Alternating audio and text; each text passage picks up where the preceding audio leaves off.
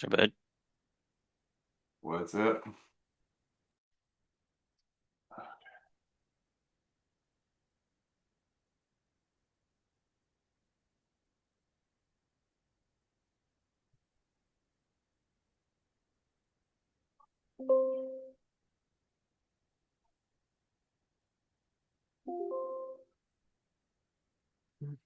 Mhm. All right. You guys want to put in where you're from, where you're calling from in the chat? I think everyone should be able to chat. Everyone, if you can put in the chat where you're from, that'd be great. Texas, thank you, Thomas. Minnesota, appreciate it. California, Florida, SC, I'm assuming that's South Carolina. Another California, appreciate it. Colorado. Oh, hey, Mary. Twice in one day. Um, another California. Excellent, excellent.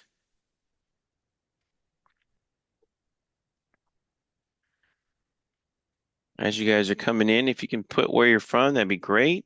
Where are you calling from? Tennessee in the chat. Excellent, excellent. New York, Wisconsin. Hey, digging. Good stuff. All right. Well, it's 12:01. We're going to go ahead and get started. What I would say, I just want to start real quick. Write down your questions for the live Q&A.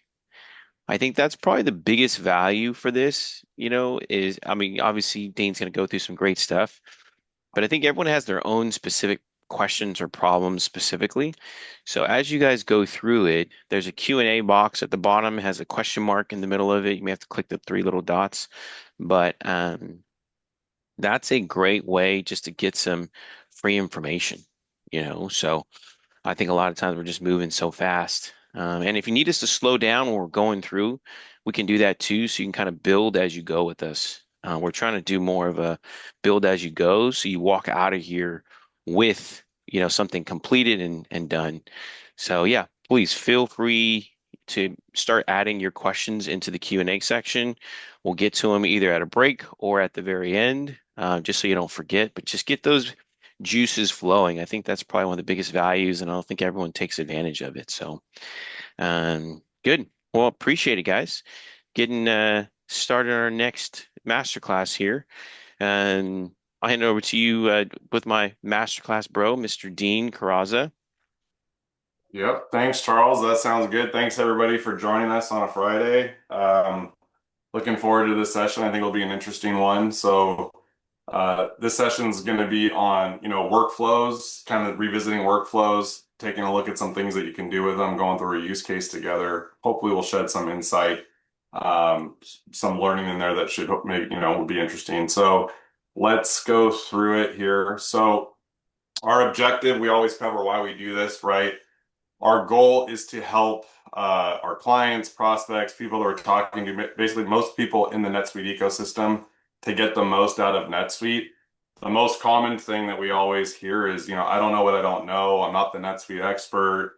There's so much, NetSuite's such a big platform. There's so many different things and areas of it. So, the goal is to always just try to show different, take advantage of some of the robust, functionality and features that are out there. So that's why we host these monthly classes. Agenda today, right? Charles will just do a quick walkthrough on, who we are, ScaleNorth, an overview on us, and then we'll jump right into the class. We're going to kind of go through workflow fundamentals, triggers, conditions, actions, states, transitions, typical, what's encompassed in a workflow.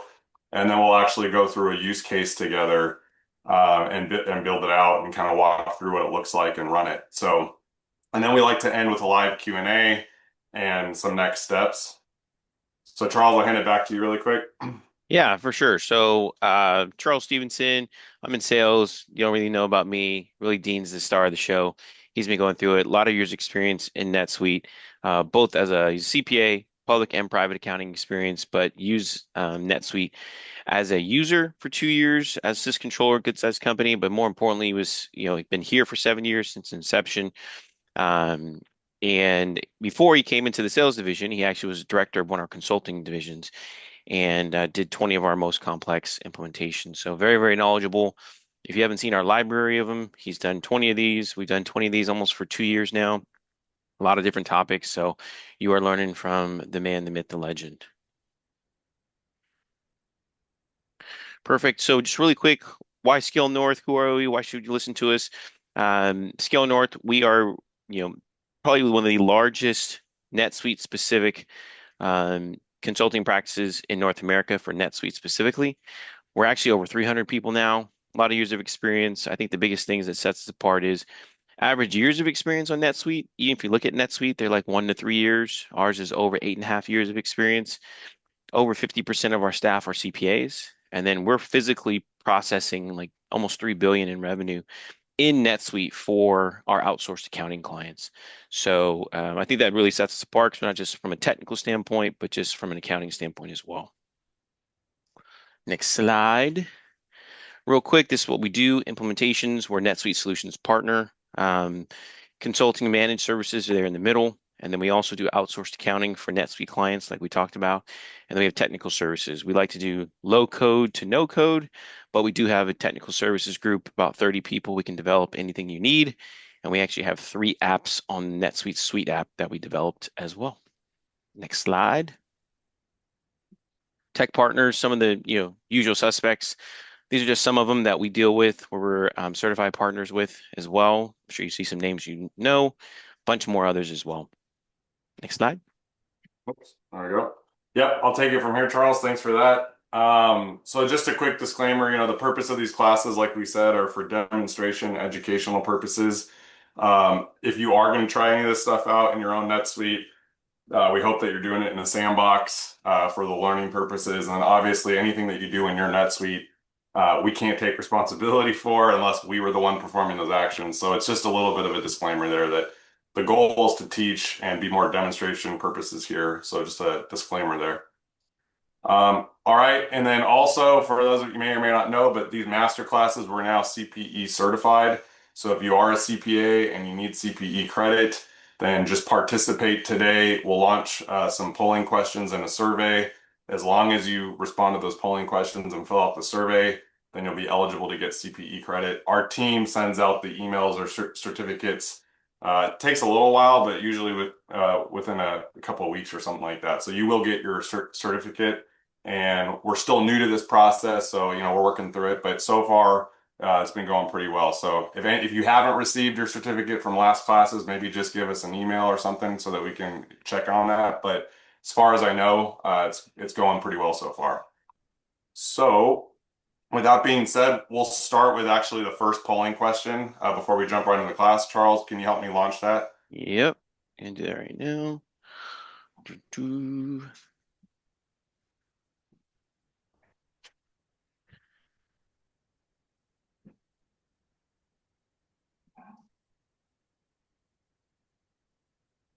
While they're doing that, Dean, did you update the poll or did April update the polling questions for the other ones? I believe so. I don't think so. I don't see them. Okay. If not, we'll go through that. So it looks like just about half are 44% 2 to 4 years, 18% under 1 year, and then almost 40% are 5+ years. So that's good. I know the votes are coming in. Like I said, you have to finish every question if you want CPE credits, just in case. If you just Mhm. came for the CPE credits, then got to make sure you fill that out. But yeah, actually, we're evening out 2 to 4 years, 5+ years, almost even. Okay. Nice. Give it another second here. Going, going, gone. Perfect. So yeah, 23% under 1 year, 40% 2 to 4 years, and then almost 38% 5+ years. So interesting. All right. Thanks, Charles. Hmm. All right. So now we're going to jump right into the class. We'll start off with just want to kind of go through some fundamentals and overview on what this is. So a workflow by definition, right? It's how you can take different business processes and using NetSuite, and then you can basically automate some of those functions. And some of the elements of a workflow include states. So a state is where kind of a record sits. You move from states to a different state. So, we'll see it's a little bit easier when you actually see a use case or an example, but basically you work through different states until you end or finish the workflow. And the automation part is there's certain actions that you can take within a state of that workflow. So maybe I want to set a field, maybe I want to send an email, maybe I want to lock a record, things like that. These are canned actions that you can select from within a state to kind of perform an automation. And then the way that you work your way from one state to another is with the transition.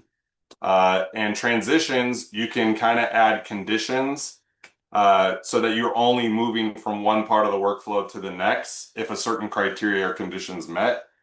You also don't have to put a condition and it will just shoot through to the next state. So we'll kind of see that, in our example that we built out together. And we just touched on conditions. You can set conditions at various steps within a workflow to kind of control when things should happen or why they would happen. And then the triggers are kind of if you're doing an event driven, like a real-time event driven workflow, there's different triggers that you need, like before record load, after record load, on submit, different things like that. We'll kind of see some of that as well when we go through the setup of one of these. So that's what we wanted to kind of just cover at a high level on some of the basics of a workflow, but we'll actually get into the example here now. So I'm going to stop sharing my screen for a sec.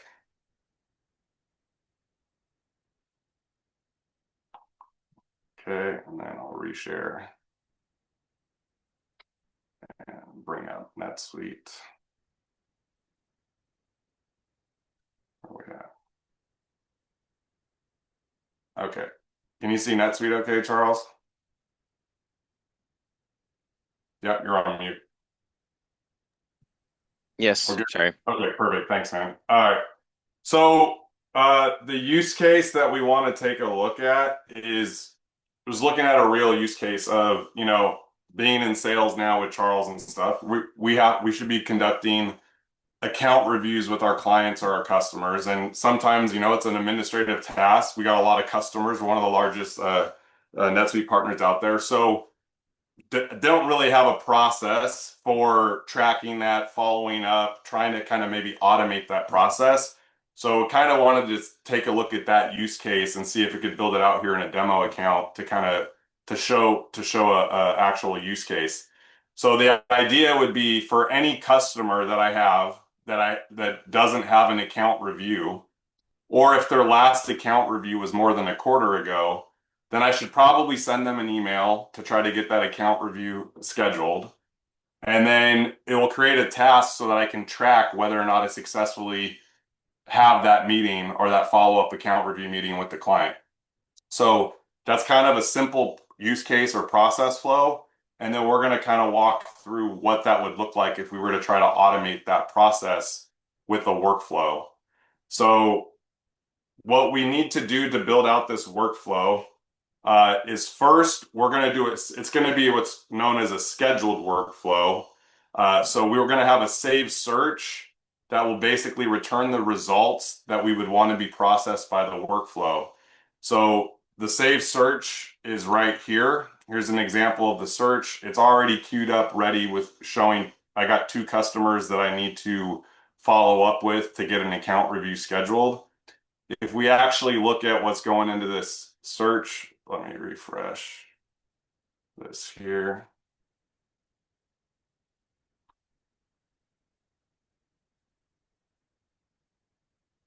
Try to bring that up one more time and see.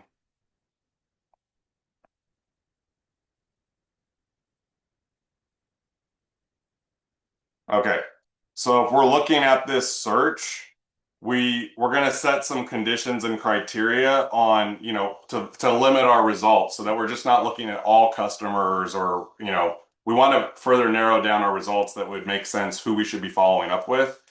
So the first thing is we created a field called account review pending.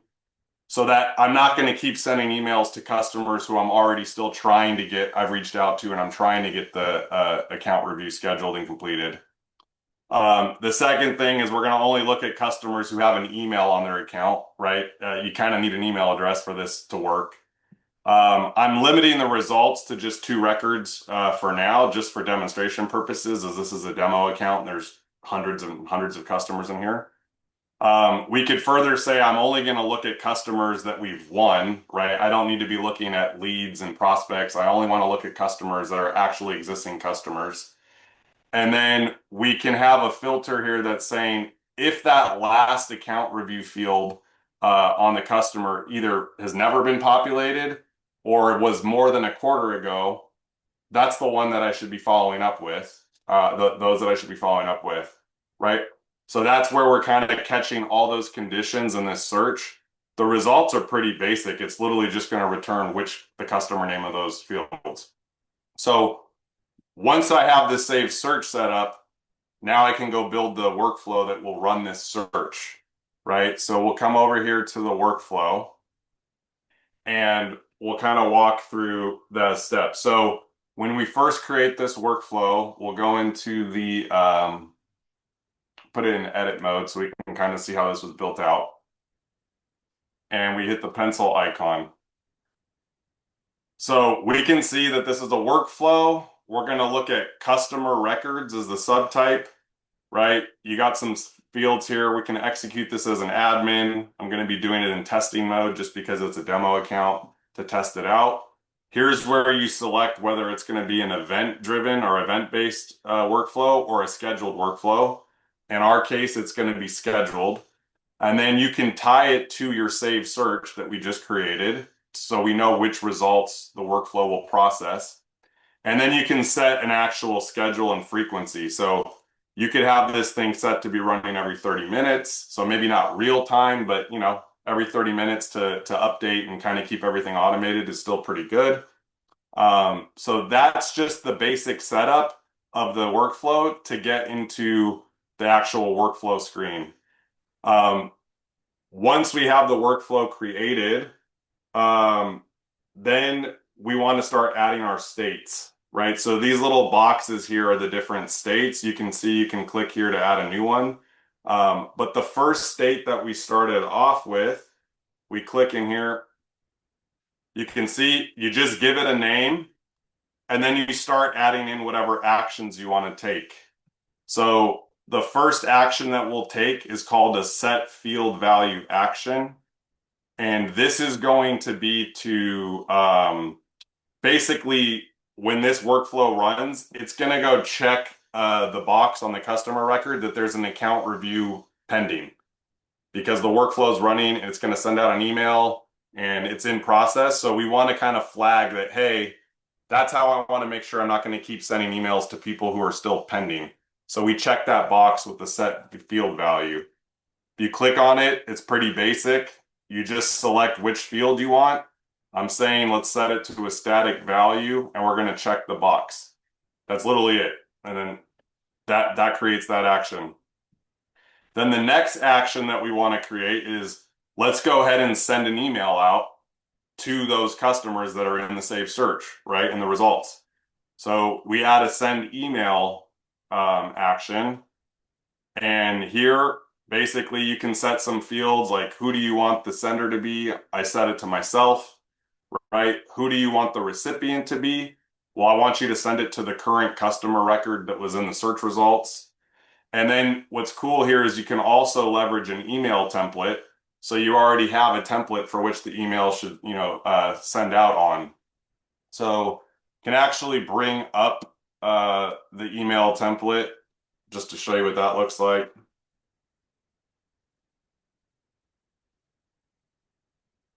So we set up this schedule account review email template. And what's cool about email templates is you can add variables in there so they're dynamic. So just literally put in the subject line the company, the customer's name, and then called it account review. And then, hi contact, so it's dynamic. I don't have to put people's first names. It will source the actual contact name. Hope you're doing well. Do you have some time to catch up next week or the following for an account review? I've included my Calendly link here, basically trying to encourage people to schedule with me to have that account review meeting. So we have that email template set up, and this part of the workflow can actually reference that template for which to send. So that's that step. Pretty basic. Send an email, give it a template, who's sending the email, all that stuff. You're good. Then the third action we want to take is I want to create a task, a CRM task, so I can make sure, hey, did the person ever actually, I know I sent them an email, but did they ever actually respond to me? Did we actually get it scheduled? Maybe I need to follow up with them again. So let me just automate creating a CRM task that I can track as part of this, follow up. So that's just adding an action and a create record action. And this is pretty basic. You're going to select the record type. So we want to create a task. And then we want to store the results in this workflow field. I'll come back and touch on this in a second. But essentially, I'm going to create a task. That's the record type. And then down here is your field mapping that you can also make dynamic. Because if you were to fill out a task manually, you would fill out certain fields such as, we'll give it a name or a title. Who are you assigning it to? When should the due date be? What company is it for? Things like that. I can set this up dynamically where I'm already going to give it the title up front. So I'm mapping it here. The assign to, I can actually reference whoever the sales rep on that customer is. So I don't have to hard code Dean. It knows that I'm the sales rep on that customer. So I can just reference that field. The due date, you can be dynamic and also select, maybe I want it to be 3 days from now, 3 months from now, whatever. So this will dynamic, rather than default to today's date, you can say, I already want you to set the due date 3 days from now so that I'm not following up with my customer right away, right? Like maybe if I haven't heard back in 3 days, then it will show up as past due and it'll remind me to, follow up with them. And then the company, you just set that to your current record because it knows who the customer is from the workflow. And that's pretty much it. So that creates that action. Now, to go back really quick, because we saw that workflow field referenced, this was new to me as part of preparing for this class. The next two steps that we're going to show was relatively new, and it's kind of interesting. I think it's kind of cool to see it. So if we come over to the workflow section, you have the ability to create a workflow field. This is not a field this is literally field just for this workflow. So it's not like you're creating a field on a customer or anywhere else. This is a field specifically only available to this workflow.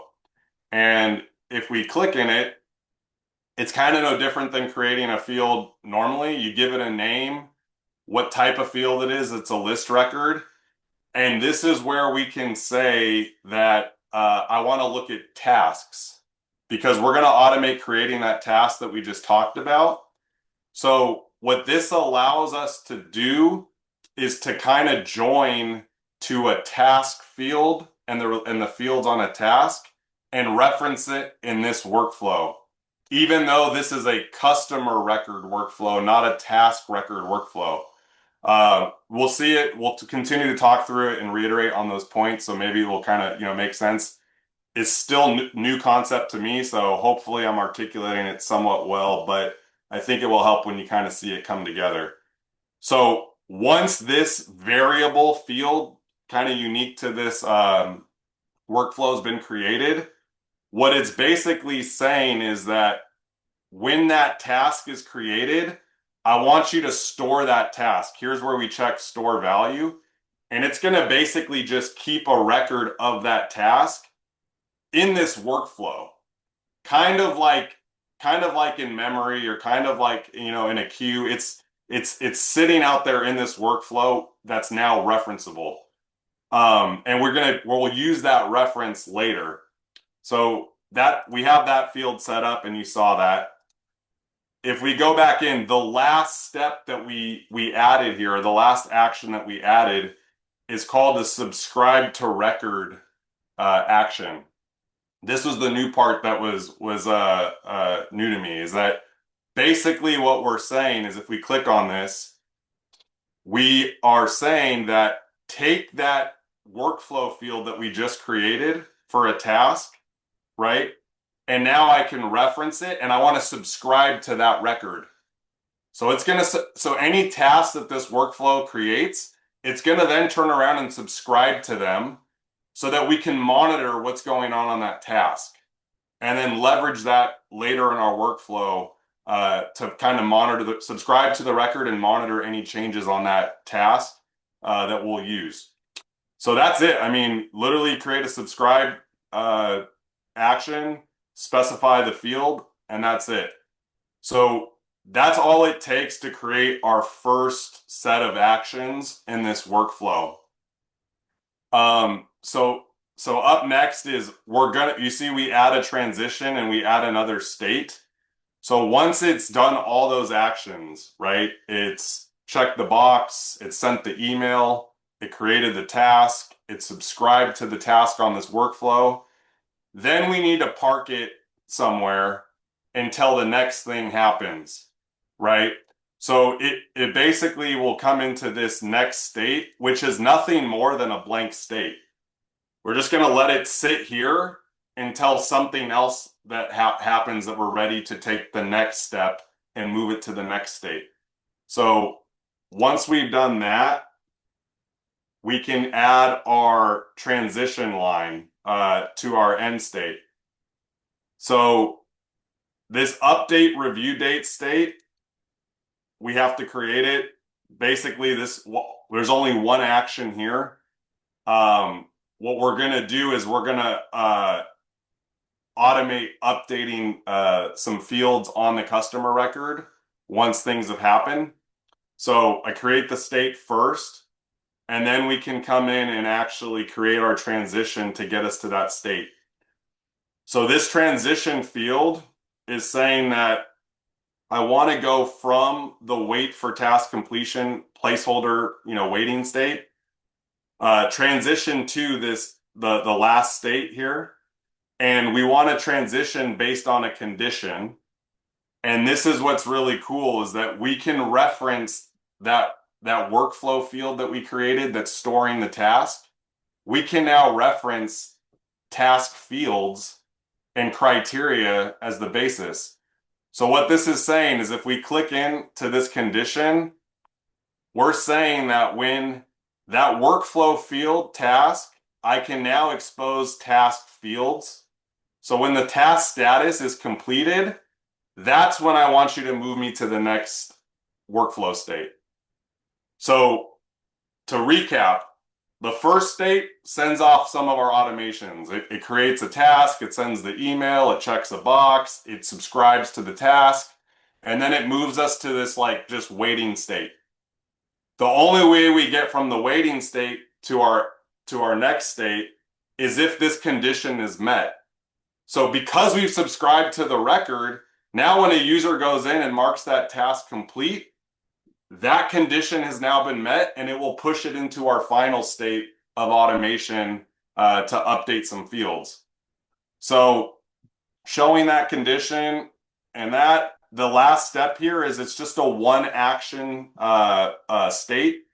We add what's called a workflow action script. So you can actually reference scripts on your workflows to perform an automation. And what's kind of cool here is I use Claude. I mean, I don't know how to write code. I'm not a developer. Luckily, I have access to developers at ScaleNorth since we have our own development team.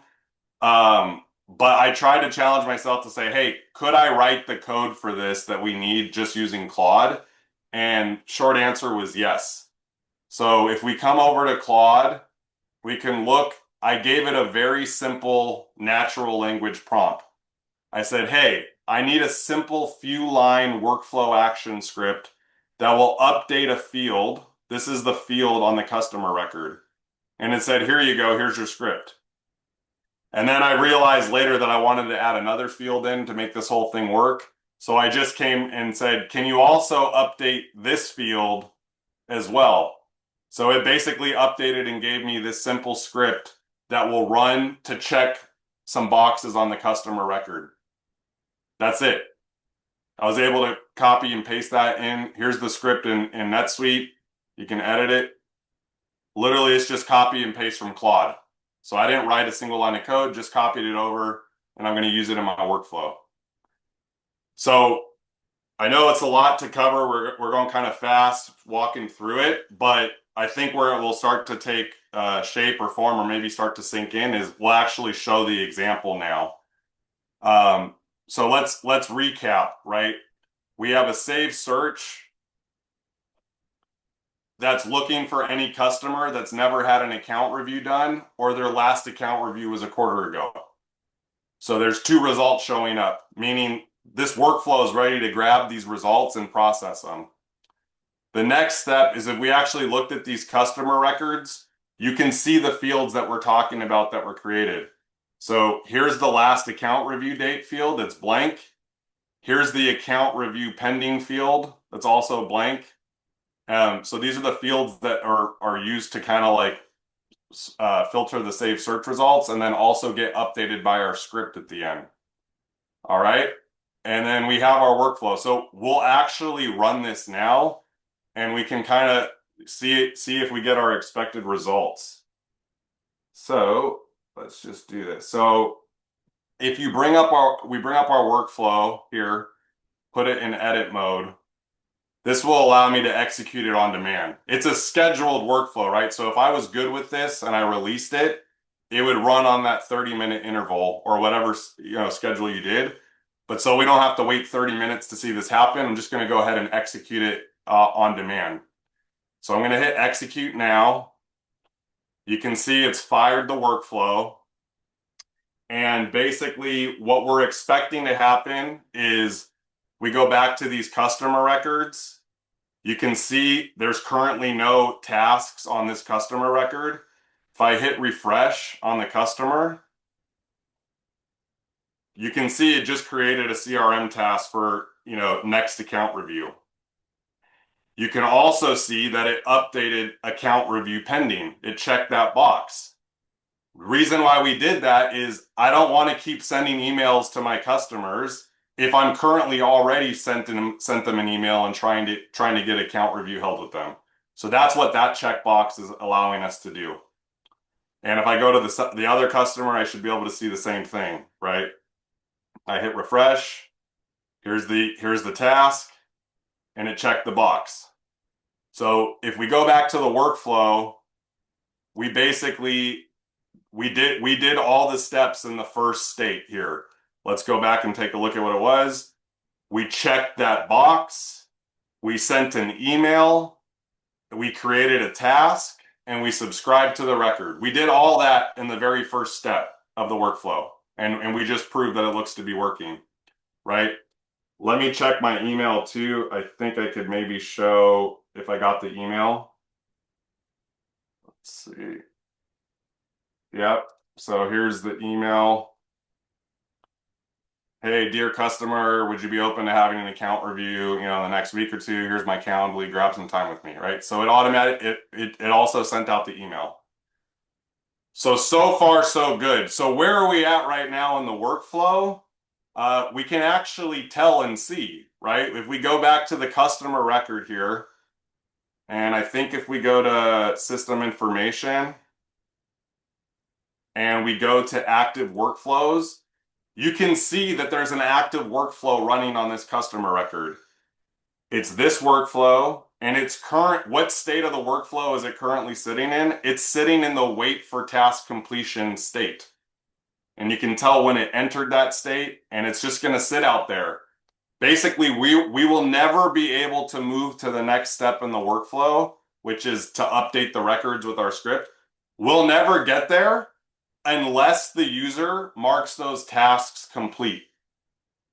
So that's what's cool about the subscribe functionality is that you can't join a customer workflow and a task workflow together, but this allowed us to create a field that could join to tasks and then reference that variable or field on our workflow to kind of keep it moving.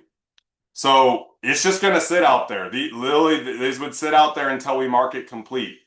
So to try to go full circle or kind of round this out, all we have to do now is mark those tasks complete once we've actually met with our customer and had the account review.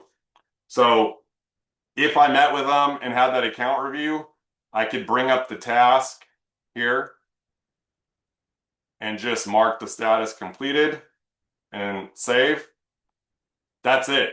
As soon as that it sees that, because I've subscribed to the task and it's monitoring that once a task has been completed, move me to the next state. If I come back to this customer record now, you see the last account review date is still blank. As soon as I hit refresh, it's now populated the last account review date based on the date that I marked the task complete. So this is basically fully automated that whole process. And what's going to happen is if I had my account review today, then if I come to the save search here, right, before I hit refresh, let's see, which customer was it? We're on Chandelier Plus. We just had our account review today. If I hit refresh here, they've been processed, right? It fell off the list. So the only time that they're going to show back up here is if I haven't had an account review in another quarter. So it kind of has automated the quarterly follow-ups to try to make sure that I'm meeting with my customers, on somewhat of a basis to check in, see how things are going, and whatnot of that nature. So I hope you find this helpful. We touched on some new concepts here today. You've kind of seen when we go through the workflow, we got all the different, aspects of a workflow firing and present. We have states with actions. We have transitions based on conditions, right? And then we even have a script that's running to help fire off some of our automation as well. So I'll go ahead. That kind of concludes the use case demonstration. I think now we could probably open it up to some Q&A and get some feedback and thoughts, Charles. And I may have to bring up the next polling question. Let me see if I get that going too. Doesn't say. I think we need to definitely do a polling question, but yeah, I know we have a couple questions in there. I think this is from the very beginning. Um, what debugging techniques save the most time when workflows behave unexpectedly? Yeah, it is a lot of trial and error. I will say with the help of Claude or ChatGPT, sometimes I just literally upload a screenshot of the image and it will kind of point you to what maybe the issue is or what needs to be fixed. But just through my experience so far, it's just been troubleshooting until you try different things until you kind of get it to work and get the expected result. Gotcha. I'm gonna put the poll up right now. Hmm. So you guys should see the poll now. Second question, Dean, what best practices would you recommend in terms of testing a workflow for role-based approval? Is there a more efficient way than switching to different required roles to test? I'm not sure about that. I mean, the whole point of a role-based thing would be you would have to go into each role to make sure that they're only able to see or do what they need to do. So, you can cheat as an administrator and make sure your workflow is working. But if you haven't tested it in each of the specific roles, you may actually have issues. You think it works, and then you go ask your team to try it out, and they're getting blocked with all kinds of permissions that are role-based permissions. So I'm not aware of an easier way. If you really want to, if you have a role-based workflow or things that are based on certain conditions, I think you do kind of have to toggle between the different roles and try the different steps. Perfect. And then for the poll, we've got what, 50% almost never built one. Yeah, So I that's see some, the issue, Charles. It looks like we updated the answers, but the question was still the question name was the last question. So yeah, that's he fine. was, No, it's how in there. familiar are you with NetSuite workflows, right? I've never built one. I tried simple Yep, ones. it's in Yeah. there. Okay. Yeah, it's updated. So, and then Design advanced workflows with trigger actions is 14%. So 35% simple, and then never built one is 51%. So Okay. that is interesting. Good. So I will close that one. I know we had a couple in the chat. You can see it, Dean, if you want to read that one. Let me see here, chat. I have a question on the GRN item receipt. Is that the one? Yep. I have a Um, custom field type list record on the vendor bill. I have a custom field of type text. I want the selected value of the GRN field to be automatically copied to the vendor bill text field when the bill is created. Is this possible using a workflow? If so, how can I configure it? So let me try to think about that for a second. So you have an item receipt. Do we want to let Ganesh come off mute? sure. Might be easier to talk through it. All right, Ganesh, Hey feel free. Ganesh.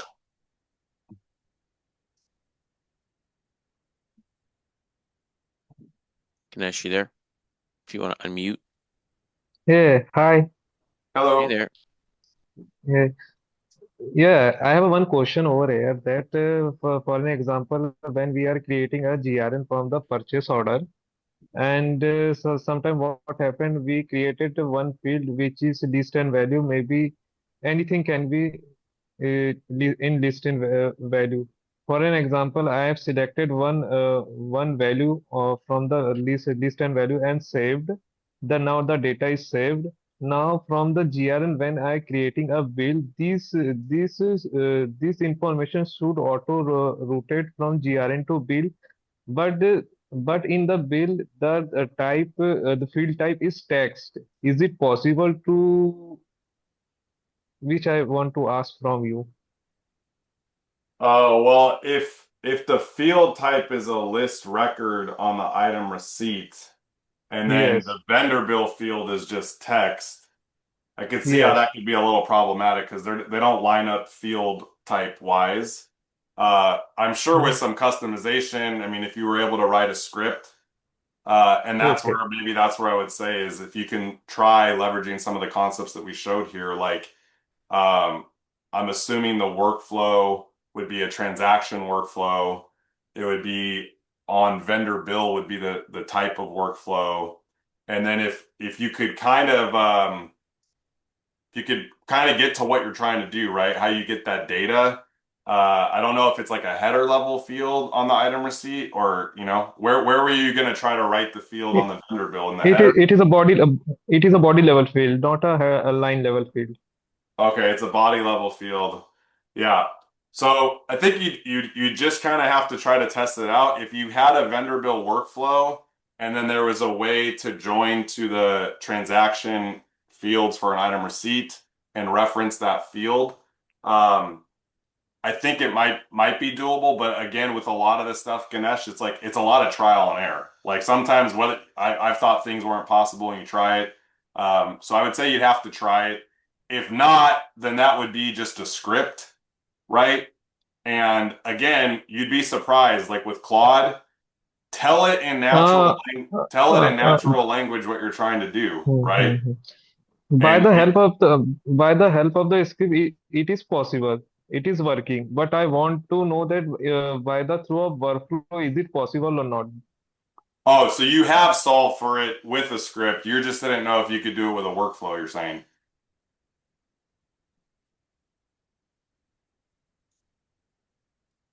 Is that right, Ganesh? You're saying you just wanted You're to on know. mute, Ganesh.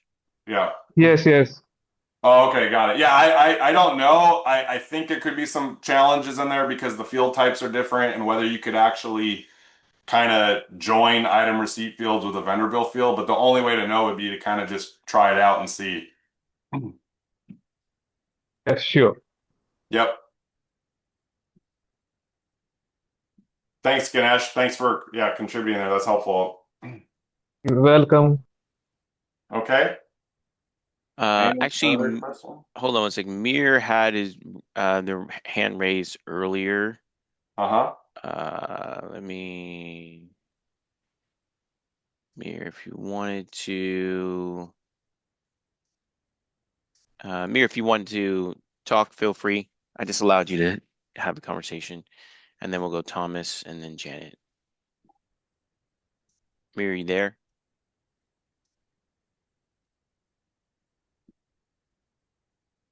All right. Well, I will. Mir, if you come back and you want to answer your question, I know you had your hand raised pretty early. Feel free. I am gonna go Thomas. Go ahead, Thomas.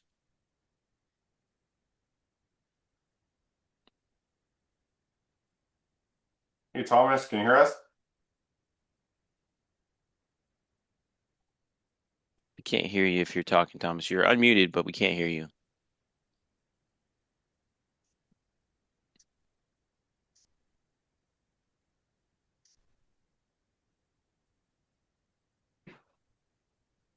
Thomas, can you hear us? Yes. Okay, there we There go. we go. Go ahead.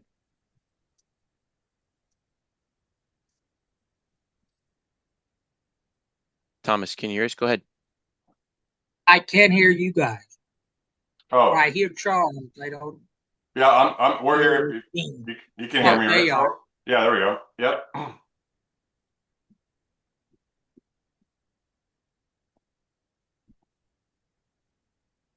What's your question, Thomas? Oh, I don't have a question. It must be a different Thomas. Oh, okay. Well, you raised your hand. Maybe you clicked it by accident. No worries. Oh, maybe I hit it by accident. Yeah. I was Oh, trying okay. to get No worries. the question here No to worries. pop up so I could answer it. No worries, man. All right. Well, no worries. I just put the new questionnaire up. Business area, accounting, finance, NetSuite, IT, or operations. We took out sales. Um, Perfect. And then looks like Janet had a question as well. I'll just bring you on, Janet, if you want.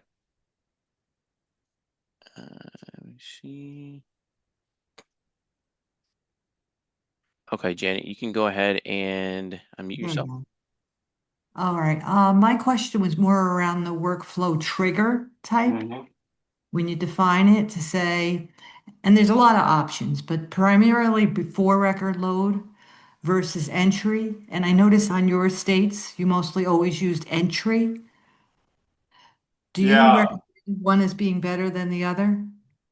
yeah, it depends what you're trying to do, Mhm. and I gotta be honest, like I said, I mess around with these things, try them out. I'm not super like technical. You start getting into that like that level, it's kind of tough too. But what I can tell you is like the workflow that I just showed and most of the Mhm. workflows, I Mhm. haven't generally messed with it. It's like whatever Okay. it's defaulted to, I've left Okay. it.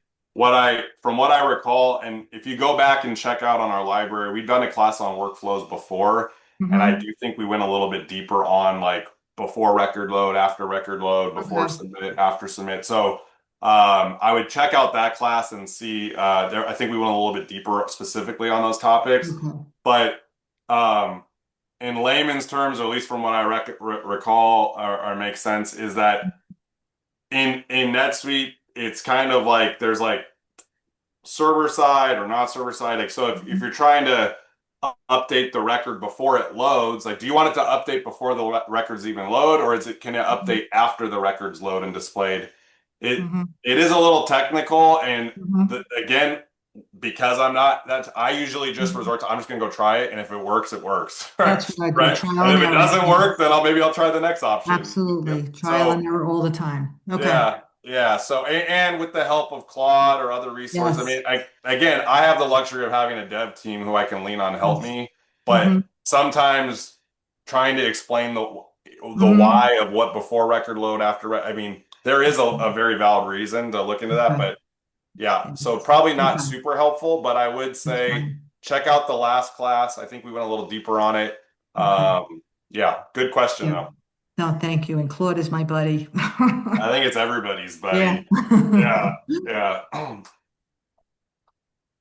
Good stuff. So looks like usual, 2/3 is accounting and finance, 1/3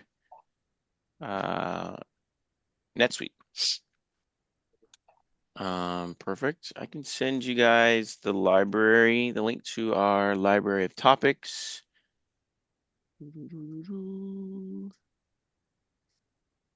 Yeah, I think it might have been like the second class, second one. Okay. Well, it was a long time ago. That's why it's off the top of my head. I don't remember, but we Okay. definitely covered it a while ago. All right. Yeah, I think it was the second class we did was on workflows specifically. Okay. Actually, I'm gonna give you guys a better link. Yeah, it was the second class. Yeah. There we go. That's a better link. Oh, perfect. Thank you. Good stuff. What other questions you guys have? I'm gonna launch the last question or survey. This one's important for us because it helps us understand what you guys like, what you guys don't, future topics, but you also need this for the CPE credits as well. So I just launched the survey. It literally takes 30 seconds to go through it. If you can make sure you go through that, that'd be great. Yep. And I think it's what was probably the most, and again, your questions don't have to be about workflows, by the way. Like Yeah, what we're anything. you could ask whatever you want about NetSuite. I mean, I can't guarantee I'll be able to answer all of it, but like generally speaking, we'll hopefully get you in the right direction or can take a follow-up. But yeah, you any questions, it doesn't have to just be about what we showed today on workflows. And I would say what was the most enlightening to me, probably in prepping for today's class, was using Claude to write a script and not being a developer, and it worked. That was like, whoa. Like, again, I don't want to downplay, like, I would say simple script, right? Because if you tried to make it write some crazy complicated script and you don't know code, probably, God bless trying to figure that out. But a simple script like, hey, I want you to update these two fields on a record and write me a script for it, as long as you give it the field IDs, like that, and then you just plug it in and maybe it works. Like that's game changer, right? If you could start writing some of your own automations and things like that. Workflows help you to not have to write scripts where you can. But if you get into a situation like where we were, where I couldn't join to multiple record sets, so the script allowed me to go kind of update what I needed. It's just kind of, I think that was probably the biggest takeaway for me. And Charles, I know we ask that from time to time, and it's a very helpful, kind of follow-up question is what would be the biggest takeaway today? I know we went fast and there's a lot of topics, but anything that stood out? Yeah, definitely. If you guys can fill out the survey and Scale North employees, if you guys are on, please do not fill out the survey. We have to go through all that stuff. It just takes extra time for us. So please do not fill out the survey if you are a Scale North employee currently that's attending. Much appreciated. But yeah, if you can just take some time to fill that out. And then if you want to put in the chat just what's the biggest takeaway today, that would really be helpful for us. Like I said, this is for you guys. This is, the 20th one we've done, going on 2 years. And it's just to give free NetSuite advice to the ecosystem. And yes, the recording will be available after this. It'll be on that link I gave you, but then we'll send it out as well. The Yep. second link I gave you is a little bit easier. It just takes you straight to it. There's no, it's not gated at all. But yeah, if you guys can just spend some time and do that survey, you need to do it if you want CPE credits, obviously, but it really helps us. It takes like 30 seconds to fill it out. And yeah, that would help us out tremendously. Any questions while we're going through it? It's got to be stuff you guys need help with. I'm always flabbergasted that I know there's so much pain in the NetSuite ecosystem, and then we come here and people don't ask any questions. It's free. I do see some in the chat. Mhm. Gina was asking about bill capture experience. I don't know, Gina, if you want to come off mute, maybe kind of give some more context or elaborate further. If you're talking about the native NetSuite bill capture, or maybe, yeah, we can chat through that if you want. And you guys can just raise your hand too. What walking treadmill do you recommend, Charles? That's what people want to know. It's a really important question. It's funny. It's the second time I've gotten asked that. I don't even know. I just picked it on Amazon. Um, I did extremely way too much research for something that I just walk on. It's like 150 You could do the bucks. free version, Charles, which I do is I just sway side to side. You know what I mean? It's not the same. You get your I'm joints burning start. calories right now, dude. Nah, your joints start hurting if you stand too Oh, much. all right. I don't know. It's HCC Sport that helps. Okay. It's just Amazon. I just picked one. It was like 150 bucks, 100, 200 bucks, if that. And a standing desk. It's not expensive. Gina, did you want to unmute? Um, this is the native, yes, spell capture. Is there any way you can change anything, like add a button in the vendor bills, or just add anything where it's intercompany? Our consultant had said that, well, we're in implementation right now, so that Mhm. it's outside of NetSuite, so we can't modify anything. Is that correct? You know, it's still a relatively new product or module of NetSuite. We're starting to see some clients use it. We've implemented it for a few. Uh, the feedback that we've seen or heard is it's not great, given that there's other partners out there like, you know, in the AP automation space like Bill, Tapalti, you know, there's quite a few. I have heard it being fairly limited and rigid, so I mean that might make sense. But I'd have to double check maybe with our tech team or somebody else to see like, is there a way to still kind of customize over the top of it? I don't know that off the top of my head. But I can tell you that we've, you know, just feedback that we've seen and kind of amongst clients is it's fairly rigid and limited. If that does that track with your experience? Yes. Okay, got it. If you want, I could take that follow up and then I could shoot you a note on that, Gina, if that's helpful. Yes, thank you. Sure. Good question. Thanks for coming off mute and collaborating here with us. This is really the fun part of it. Got a couple more questions. Excellent. Karen, I'm going to let you come off mute. There we go. All right, Karen, go ahead.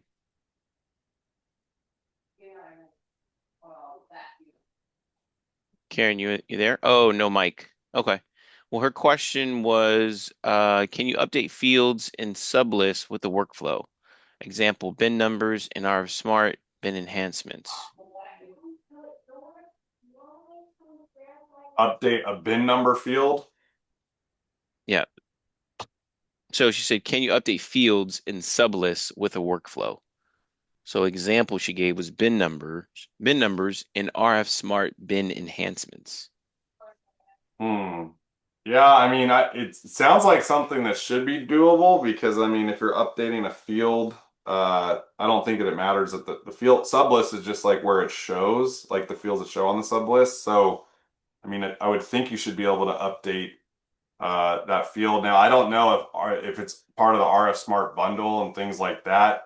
Maybe some of that stuff's locked down. Uh, but we kind of have to see if we get if the, I don't have RF Smart installed on this demo account and stuff. But again, it would go back to like if we could try it and you see what fields are available. Like let me go back.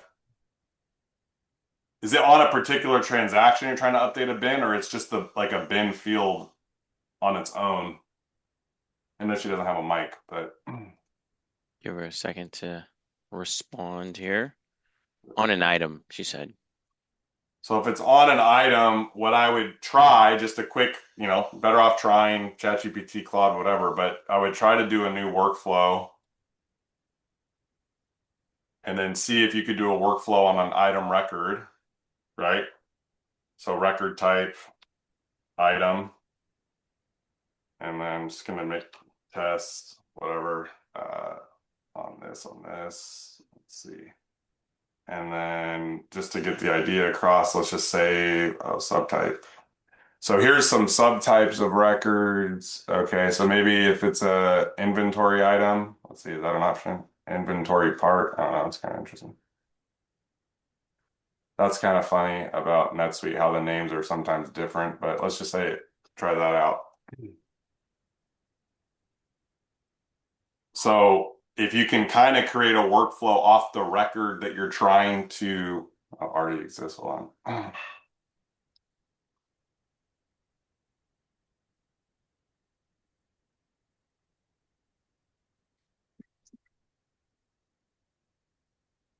that goes. Okay. So if you could try to create a workflow off the record, you're trying to like see what fields are available and stuff. Then again, if you come in here, you'd probably want to do what it sounds like you're trying to do is to set a field value to something. So that would be where you create a new action, set field value. Here we go. And then this is going to show you what's available, right? Which field. So I'm looking at an item now and the field's on an item. So if you scroll down here and somehow see RF Smart bin number, whatever, then there's a good chance you can update it, right? But I don't have RF Smart installed on this bundle, so I can't really see if it's the exact field that you'd be talking about. But that's how I would try, at least. Katrina. Or Karen. Yeah, Karen, sorry. Should thanks. No, it wasn't in that list. Okay. Yeah, that's what I would have tried to check. And maybe you could even ask if you have RF Smart. No harm in reaching out to the RF Smart team too and be like, hey, I was wondering if this is doable. They might be able to help clarify that as well.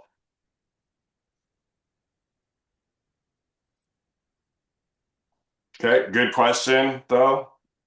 Thanks, Karen. I think Teresa. Teresa, if you wanted to come on, you can. Yeah, I was just commenting on the bill capture that we were also told that you couldn't make any changes to the bill capture at the scan vendor bill screen. So what is your fee? Are you live on it? Are you implementing we are. it? Yeah, we've been on it for about a year now. Feedback? It works fine. I mean, it's definitely helped our accounting team. Mhm. But then again, we were uploading our bills via CSVs before. So they were inputting them all into Excel, creating a CSV and uploading them. So it's gotten better from that. It's not, we are a retailer. So most of our bills are for inventory. It's not great for that. But for the rest of the bills, it works pretty good. Got it. Yeah, is there like rules and so can you explain like how good the OCR is, like it like auto mapping to or is it pretty? Yeah, maybe you can touch on that part a bit. Yeah, so for our non-inventory bills, it works pretty good, and especially once they've, most of the bills are kind of very repetitive, and so once they've kind of mapped it out, it stays and it updates them pretty good from that perspective. Inventory bills, especially because we're retail apparel, they come in so many different chaotic looking, the way that an invoice comes in for apparel can be in so many different ways. It does have an issue with that. And so actually we build the bills from the POs and then our accounting team just goes through and adjusts it. The part that they like is that having the bill and the actual OCR of the bill and the bill on one screen so they can see and adjust any costs or unit variances there. So it does make it, it's really kind of,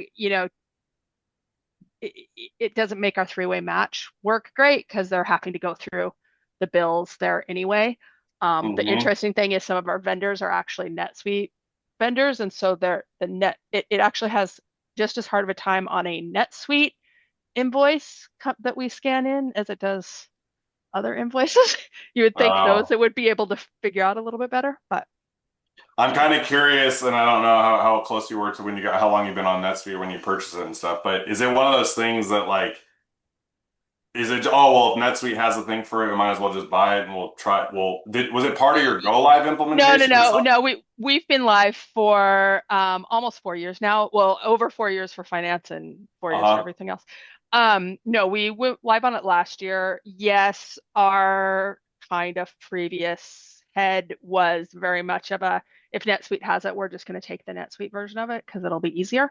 I don't necessarily agree with that statement, but that's where we Yeah, were. I mean, I'm not trying to, we obviously sell and implement NetSuite. It's great for a lot of things, but there's some things that we've still seen it's maybe, catching up, or some of the third-party tools are a little bit, more robust and better. So it's always helpful to get feedback. So I appreciate you sharing.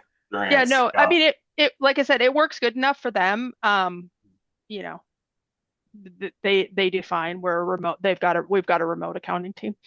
They Got do fine with it. I mean, I'm in IT, so I get the tickets when something goes wrong, as it. opposed to, and I haven't heard much lately. So And Teresa, because you're on, I'm just going to keep asking you questions if sure. that's okay. What was this your first time coming to the master class? No, I've been to several of them. You've been to several of them. Okay, so Yeah. right now, and your background, like, was you do like with workflows or write code or what's your Yeah, background? so I'm a solutions architect, Okay. but was brought into the company I'm at now to do the NetSuite implementation. Worked with several different ERPs. Oh, okay. But so that was 5 years ago. Which your poll on how many years you're missing between 4 and 5. But anyway, Oh, thanks. Yeah. sorry. Uh, um, yeah, so came on for the implementation of NetSuite, so was fully involved in our implementation. Got it. Got it. Well, no, Yeah, and I so yeah, so appreciate I you. do. Yeah. Yeah, so there's two of us, so we do everything having to do with NetSuite to Are include, you like you said, using workflows? Like, have you built workflows or do you we have scripts and we have workflows on it? we have 150 workflows. Wow. I don't even know how many scripts. Well, part of it is too is we have Adyen, we have Avalara, we have Okay. so you just blow up the number of scripts and stuff you have by having those. Sure. Um, but yeah, so yeah, we do everything with it. We're a Google shop, so we use Gemini to write code. Mm-hmm. Um, so and then we do have an offshore developer to do more detailed code, but if you Got need it. it, I don't No, need well, it look, for long. it's really cool. I appreciate you, jumping on, chiming in here and, Sure. giving some feedback. It's helpful. Is there something in the future that you think would be interesting? I mean, if you've been to previous classes, where do you think we can improve or what type of topics are still out there that you would find interesting? Um, it's hard for me right now. We're actually replatforming our website right now, so that's what I'm focused on. So Oh, okay. My NetSuite is very stable right now. We'll see as I start having to rip stuff out of it. Mm-hmm. Um, because we are changing payment providers and how we Mm-hmm. tax and everything. So we're going to start ripping stuff out. So we'll see at that point how stable we are still. But so no, they've been very interesting. The last one on the analytics was, I think what's the last one on the analytics Yeah, it was, was. Yep. because that's The one that analytics. yeah, the analytics has been an area that I have struggled with. I had hoped it would help us with a lot of things, but it didn't. Ah, Um, so we do have a data warehouse. We have Tableau. We have okay. we have all the things. Have We you have guys everything. connected the MCP to any AI tools So I did, yeah, I did it right when it first started. At that point in time, our CFO was using chat. So I connected it to that. It was uh-huh. horrible.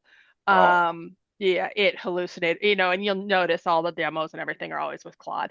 right. So I'm sure it's probably better with Claude. But Mm-hmm. at that point, I mean, it just basically, you'd ask it to do a month over month comparison, and it would basically pull down 6 months and just basically spread it across, which is, just Oh, not, yeah. That's not helpful. not Yeah. right. Um, so it was just, so it wasn't worth us looking at it any further. And then, so we haven't looked at it any further since Got it. then. Okay. We just have, but we are just in the process of doing Claude and stuff. I just don't have, with the replatforming, I don't have bandwidth to deal Got with it. it right now. No, well, Teresa, thanks so much. I appreciate it. Hope Sure. you keep coming to the classes. Really appreciate it. Yeah, I enjoy them. There's always something. There's always something you hit on that's new. Like you said, you with NetSuite, you don't know what you don't know.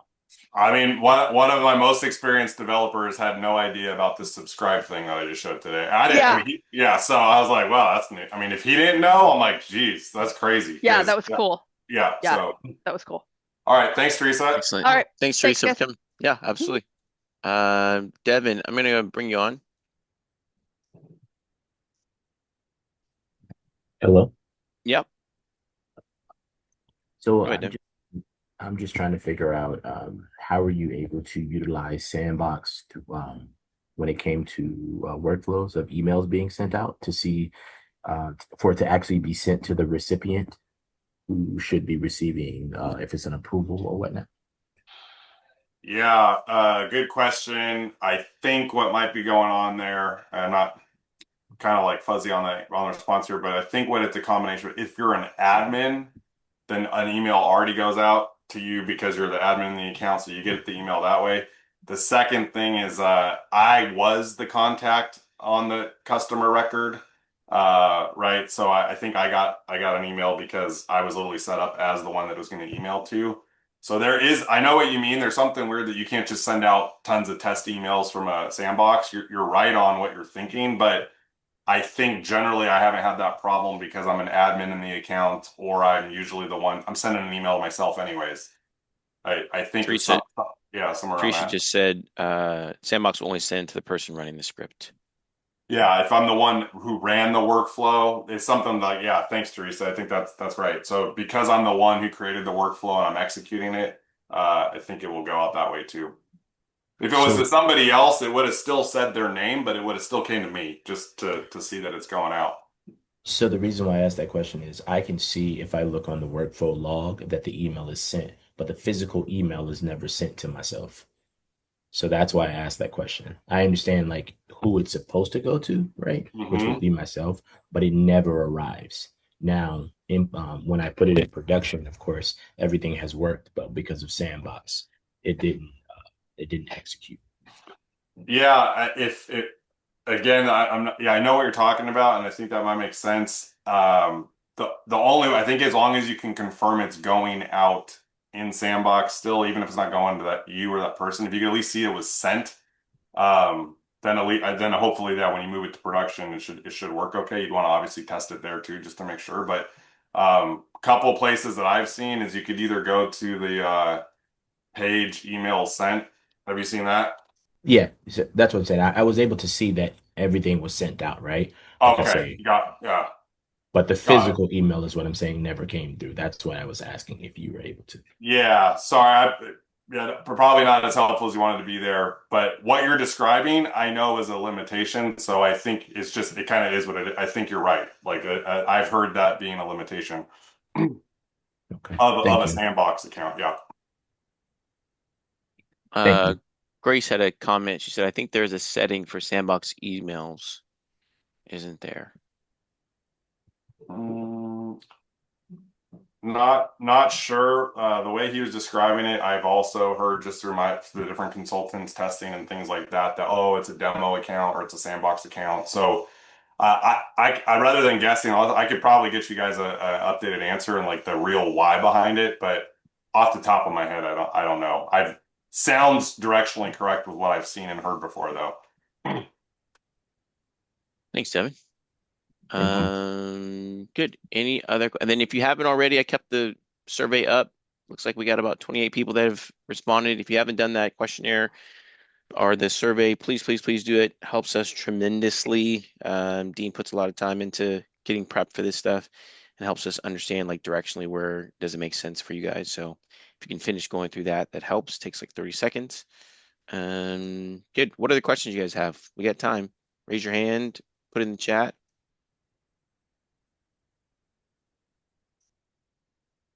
Give it another couple minutes.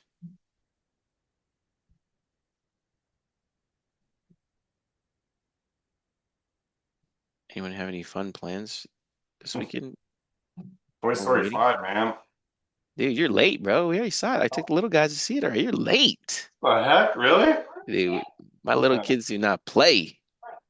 Oh, that's And my right. kid, my older ones are here from college, so literally it was like we got to take No the six of spoiler us. alerts, dude. I No, no, just, no, just no, no, no. I would yeah. never do that. I would never do that. No, no, no. Okay. But it was good. I'll say that. It was good. Okay. Yeah, hopefully I see that. Watch some World Cup soccer. Been doing a lot of that. Yeah, that World Cup game was last night was pretty hilariously bad. Uh, 97th minute, dude, or something like that. That was yeah, crazy. I know. Jan responded, replying to, I think there's Most likely the sandbox options send email to logged in user or send email to separate addresses with commas. And she said it's under email preferences. I think there's a setting for sandbox emails. It's under email preferences. Okay. Thanks, Jan. Well, good. If there's no other questions, I don't see. Let me just go back, make sure I didn't miss any. Nope, I don't see any in the Q&A. You guys can fill out the survey, and takes 2 minutes, or not even that. It takes 1 minute. If you guys don't have any other questions, we'll end it, and you guys can go on with your weekend. But once again, appreciate it, guys. Hope you guys have a great weekend. We'll have the comments for next month.